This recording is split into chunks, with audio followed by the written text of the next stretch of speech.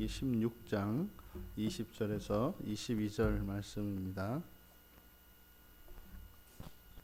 우리 같이 한 목소리로 함께 읽겠습니다.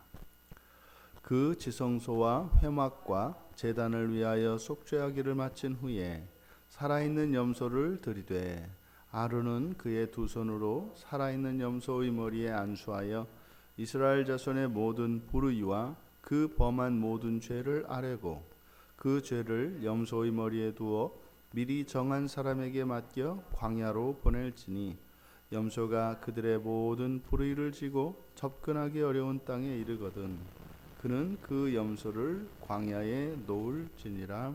아멘. 이제 살아있는 염소, 이것은 이제 아자젤을 위한 염소입니다. 이것을 이제 살아있는 염소라고 이야기하는 것은 분명히 제물로 숫염소를 여호와께 이제 드렸습니다만 여전히 죄를 대속할 생명이 살아있는 것을 나타내죠. 이제 지성소와 회막과 제단의 속죄가 이루어졌음에도 불구하고 이제 다시 이 살아있는 염소가 필요한 것은 여전히 죄가 잔존하고 있기 때문입니다.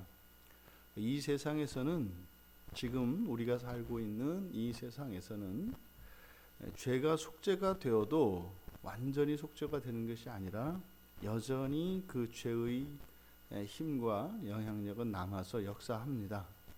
그래서 우리가 예수 그리스도를 믿음으로 모든 죄책이 사라지고 또한 그리스도께서 완전히 대속하여 주셨습니다만 여전히 그 죄와 허물은 우리 안에서 역사하고 있는 것과 같습니다.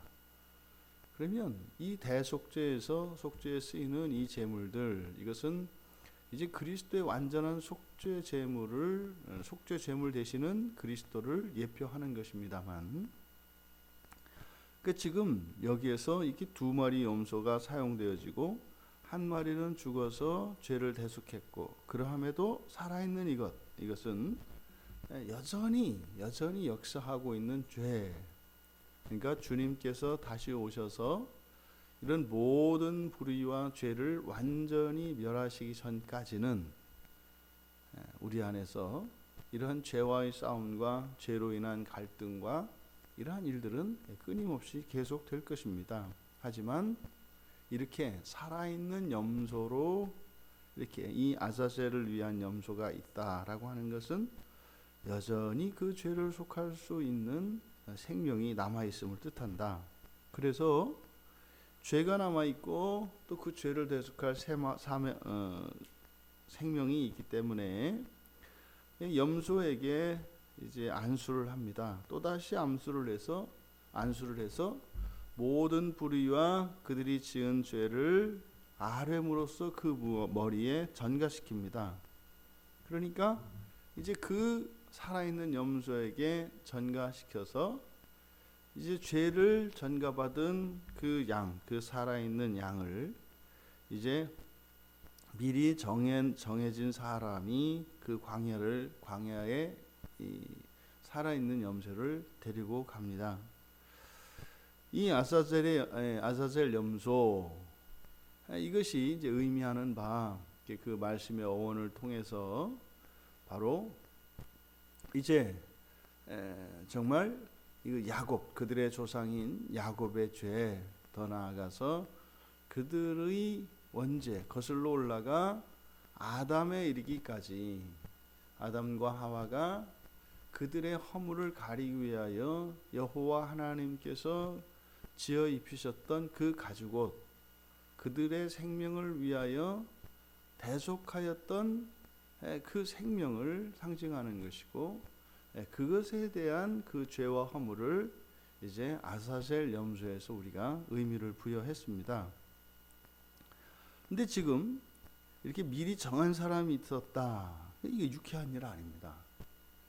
그 죄를 전가받은 이것을 이제 뒤에 가면 분명히 이것은 부정해지는 일입니다. 그것을 가지고 가는 일 자체가 부정합니다. 그런데 미리 정해져 있다는 거죠. 마치 이 살아있는 염소, 죄가 전가된 살아있는 염소를 이제 사람이 더 이상 갈 수 없는 그 광야에 가서 놓아주는 그 일을 맡은 그 정해진 사람, 이것은 마치 주님께서 가룟 유다에게 하셨던 말씀을 생각나게 해요. 마태복음 26장 24절에 가면 인자는 자기에 대하여 기록된 대로 가거니와, 기록된 대로 간다는 게 무엇일까? 바로 이 아사셀 염소를 떠올립니다. 인자를 파는 그 사람에게는 화가 있으리로다. 그 사람은 차라리 태어나지 아니하였더라면 제게 좋을 뻔하였느니라. 하지 않을 수가 없습니다. 누군가가 그 역할을 감당해야 합니다. 그런데 그 역할을 감당하면 그 부정을 면할 수가 없어요.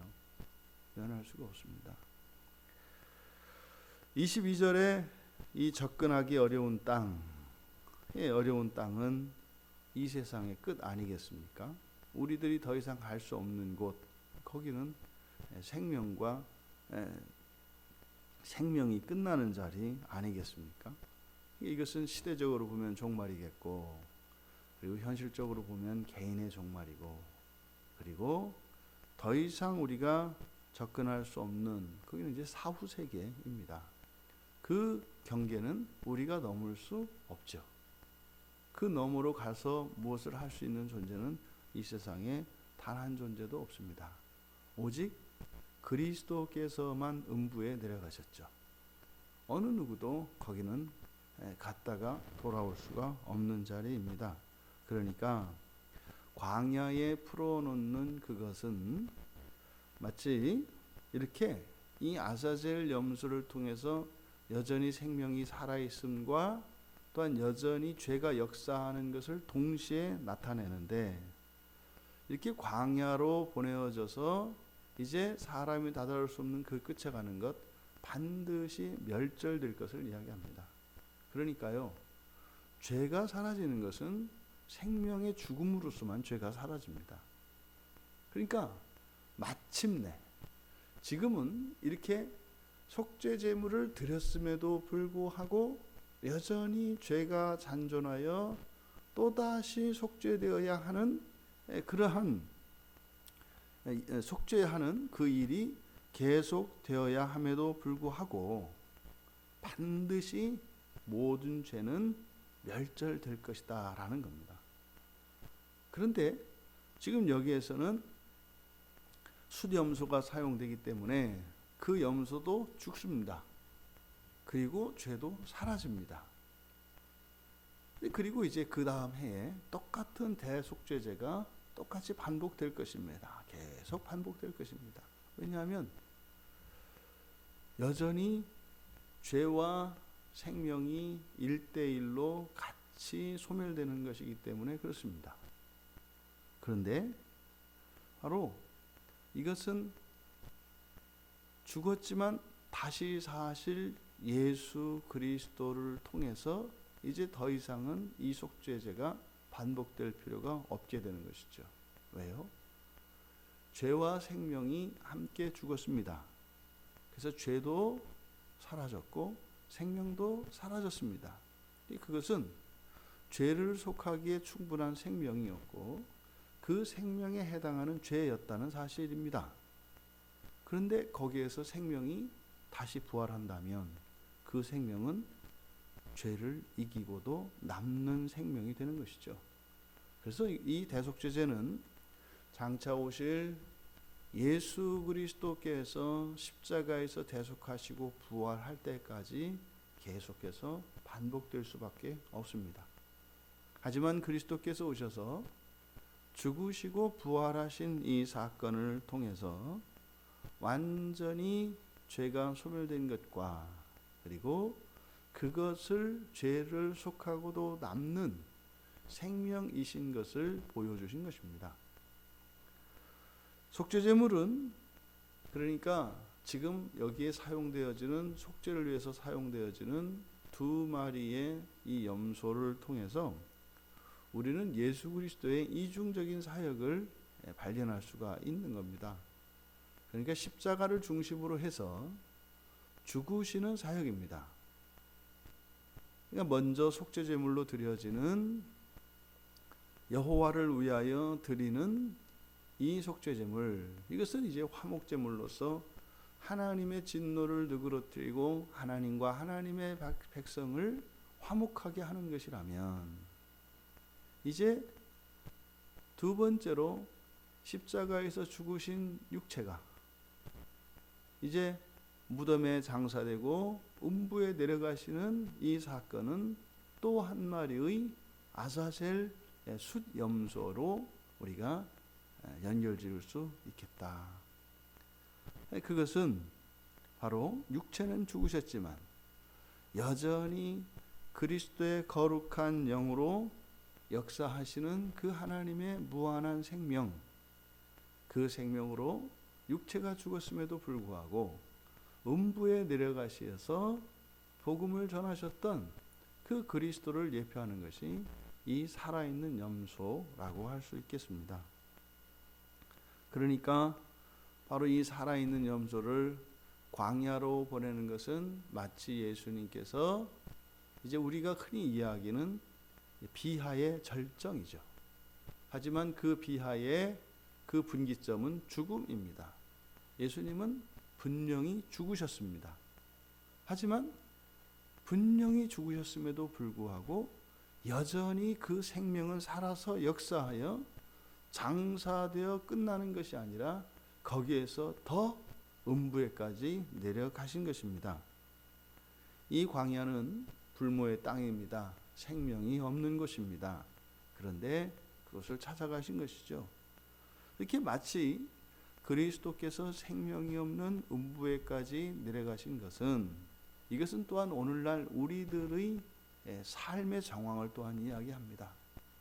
그러니 예수님께서 십자가에서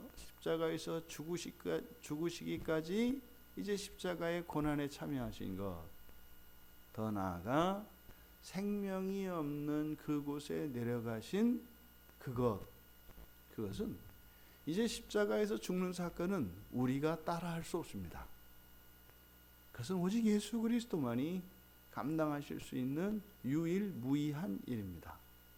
하지만 생명이 없는 그 음부에 나아가는 길은 그리스도께서 장차 오셔서 이 세상의 모든 죄를 면하실 때까지는 누군가가 그 길을 가야 합니다. 그러니 이것은 우리 그리스도인들의 예표라고 할 수 있습니다. 우리는 완전히 그리스도를 대신할 수는 없습니다. 하지만 우리에게 부활을 보증해 주셨기 때문에 우리는 생명이 없는 그 자리에도 나아갈 수 있는 것이죠.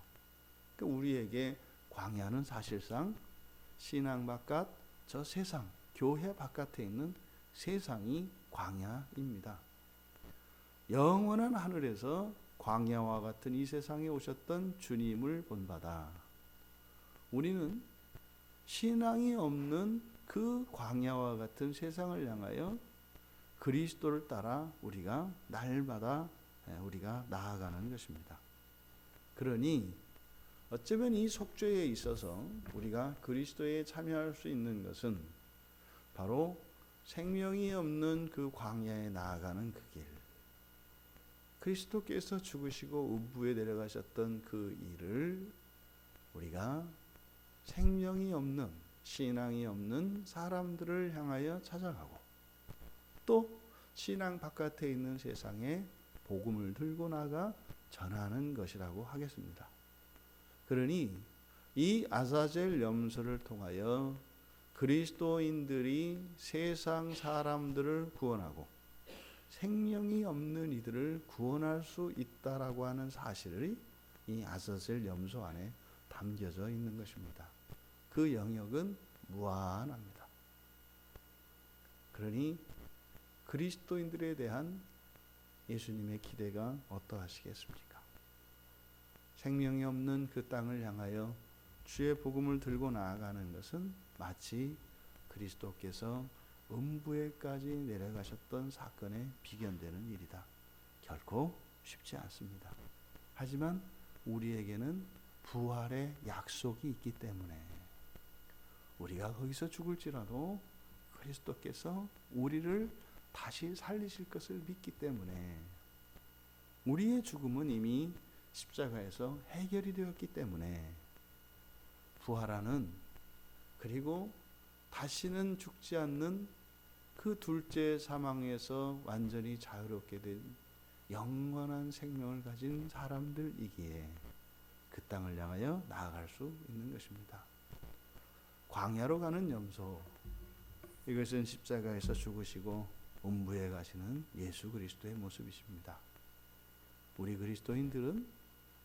그리스도인들에게 이것은 고스란히 복음을 들고 생명이 없는 이들에게 찾아가는 그리스도인들의 예표가 되는 것입니다.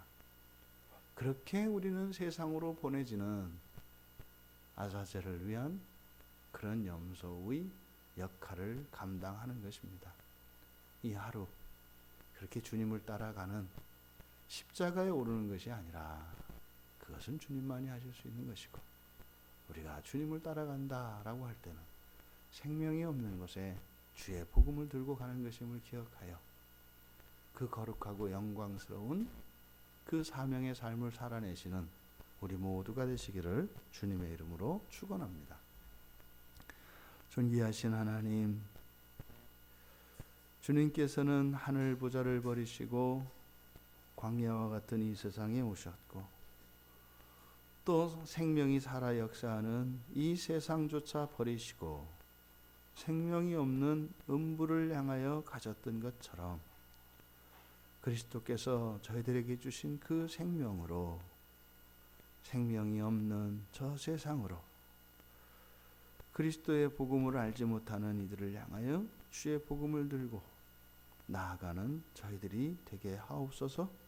그러한 생애가 되게 하옵소서. 감사하며 예수님의 이름으로 기도하옵나이다.